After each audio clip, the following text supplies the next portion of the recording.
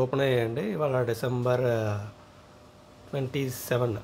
Okay, మనం carry చేస్తుంది Jan 9th expire. ఇది కాంట్రాక్ట్ క్యారీ ఫోర్డ్ చేస్తున్నాం. చూద్దాం ఏమవుద్ది ఏంటనేది. ప్రజెంట్ లైవ్లో అయితే అంత ఉంది.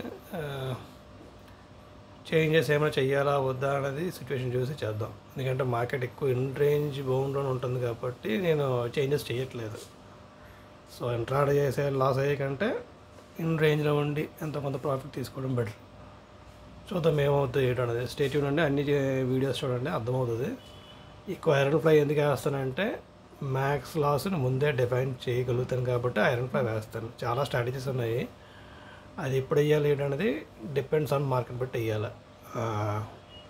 అన్ని స్ట్రాటజీస్ వేస్తాను, డిపెండ్స్ ఆన్ మార్కెట్ మూమెంట్ బట్టి. ఓకే, స్టే ట్యూన్, అన్ని వీడియోస్ చూడండి.